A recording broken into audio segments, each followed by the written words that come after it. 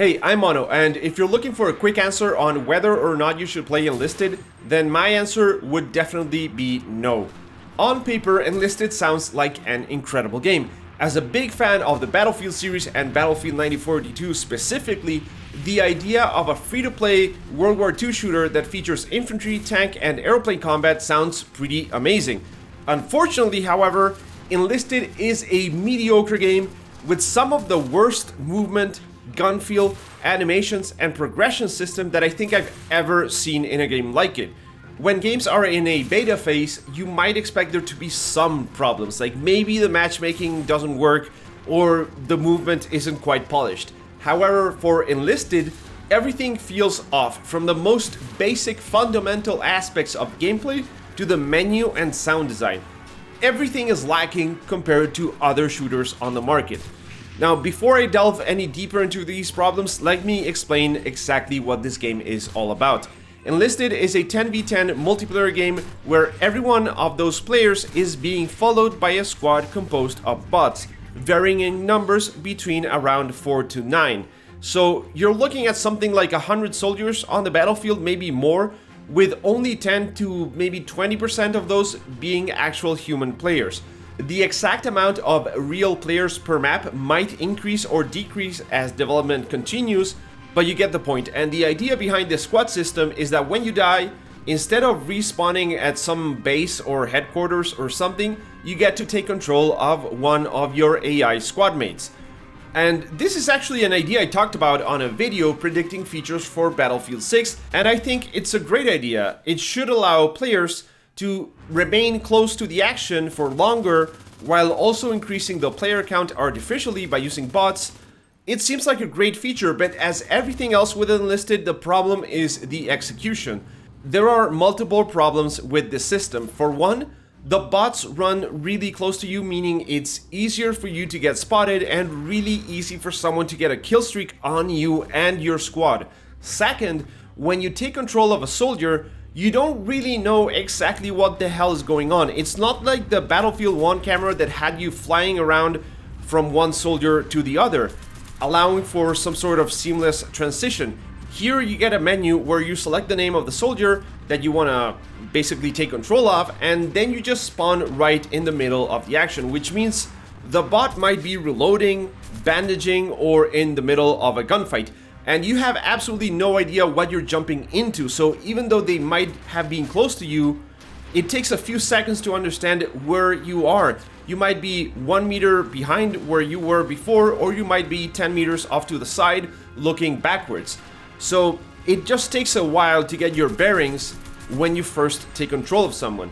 And also, the better you play, the longer you stay alive, the more likely it is for your bots to die and not be alive anymore by the time you actually need to respawn on them. And another problem with this system is the way loadouts work. Every soldier in your squad not only has his own loadout and perks, but they might have also used up their bandages or grenades and might need to reload after the next shot is fired. There is no way of knowing this beforehand, so you might take control, try and throw a grenade, and surprise, you don't have any anymore, because the bot used them before. So again, the idea behind this seems great, but the execution in reality isn't really all that good.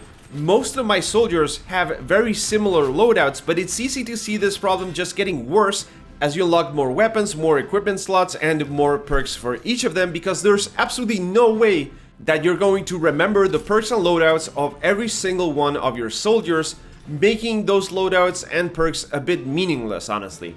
And lastly, there's the down but not out system. If you land a headshot on someone, that enemy is dead. But if you don't, they'll go into a crouch and they can revive themselves by using a bandage. Again, it's a way of trying to make things a little less frustrating by essentially giving you a second chance, but the unintended result is that you quite often shoot someone, then chamber a second round and shoot at the same enemy again. When you're up against a squad of 5 and your weapon only has 5 rounds, that means even if you land a shot on everyone, you might actually need 8 or 10 shots to kill everyone. This mechanic, in my opinion, straight up destroys any satisfaction that you might get from, a mildly competent shooter. It's boring and unsatisfying to have to two-shot someone and it's equally bad to get shot and have to bandage while hoping that the enemy will miss the next few shots. So again, like the squad system, this revive mechanic is a great idea in theory, but doesn't really work in practice. Those are perhaps the two big innovations that this game has that truly separates it from the rest, but neither of those features, I think, actually make the game any better. And then there's everything else. The way the gun moves on your screen almost feels like it's floating around your body instead of you actually holding it. When you walk over some rubble or go up a staircase, it's like your knees are getting shoved inside your head or something. It is so incredibly clunky that words aren't enough to properly describe just how bad the simple act of moving around in this game actually feels. And this extends to the guns as well. If you've ever played Battlefield 1942, you might remember that it didn't really have the best gunplay. But that game is almost 20 years old. Enlisted somehow manages to feel pretty much the same or even worse in 2021. Guns lack impact or proper feedback, and every shot feels like you're shooting blanks. Driving a tank around, which you would expect to be good since Enlisted is developed by Gaijin Entertainment, the same developer behind War Thunder, driving a tank is also a miserable experience. There is this strange inertia which I don't think I've ever seen in any game before, where if you stop holding W to go forward, the tank just keeps going forward for like 5 more seconds. And if you counteract this by holding S to go back and stop the tank, it will often start reversing again and keep going for a couple of seconds before actually stopping. So it's absolutely insane to me that this is the way tanks handle in this game. Turret traverse is also a problem since they only seem to move sideways or up and down, but not both at the same time, meaning it takes forever to actually get a shot on something. Not even hardcore military games like Hell Loose or Postscriptum are these restrictive in terms of tank controls. I have yet to try the airplanes because I haven't unlocked them yet, which brings me to the other set of problems that the game has.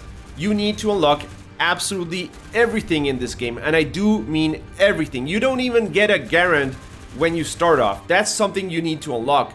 The first tank you unlock for the Americans is the Stuart, and for the Germans it's the Puma.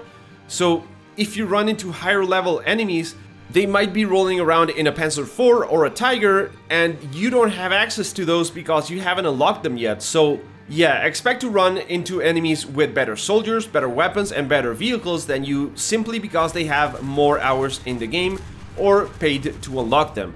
And this being a game developed by Gaijin Entertainment, it's to be expected that you will eventually hit a paywall, a point where the grind gets so bad that you will need to spend money to unlock more stuff unless you're willing to put in 100 hours into the game to do so. The progression system has you leveling up each soldier in your squad individually, which means after a battle you have to go through like 15 different screens collecting rewards or choosing perks that are not only incredibly generic but also have absolutely zero relevance to each specific squad. You would expect a tank squad to get perks like getting faster repairs or a sniper squad to be able to hold their breath longer, but that's not the case at all.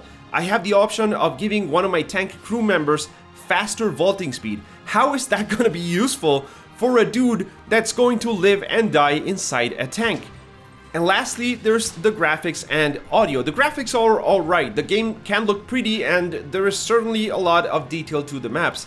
There's even some destructible objects and stuff. The sound design, however, is truly one of the worst parts of the entire game. Everything sounds muffled and of poor quality, as if they had recorded the sounds of a speaker using a smartphone. Sound is, I think, a big part of games like this, and when explosions, gunshots, footsteps, and battle cries all mush together with nothing really standing out, the entire experience suffers from it. I've said this on my stream the other day, I think this might be the worst first-person shooter that I've ever played, and I stand by that. I've played a considerable amount of shooters, from Wolfenstein to Quake Wars and Call of Duty, and I think the shooting and movement in Enlisted is maybe the worst I've ever experienced. I want to like this game because it could really be a modern take on Battlefield 1942. You know, it could be what Battlefield 5 should have been, but there is a whole lot of work that needs to be done for this to be worth anyone's time. It almost feels like they swapped the assets for a third-person action game and shoved a first-person camera in where it doesn't belong. Maybe this gets better over time, maybe it doesn't, but as it stands, I wouldn't recommend Enlisted to anyone that has any alternative whatsoever. As I mentioned before, you are eventually going to hit a paywall and you're going to have to shell out some cash to be able to keep unlocking new stuff. So if you have a couple of bucks, which you're gonna have to spend in this game anyway, maybe you can get a copy of Battlefield 5, which is a better game in every single way, even though Battlefield 5 isn't actually that good. You know, there's plenty of free-to-play games out there that are better than this, so unless you are absolutely desperate for a World War II game and have no money to spend at all, then I don't see a reason to play this, at least not in its current state. Maybe 2 years from now it's a much better game, but right now it most definitely isn't. Alright guys, that's gonna be it for today. If you have any comments or suggestions, please leave them below. And as always, thank you for watching and I'll see you in the next one.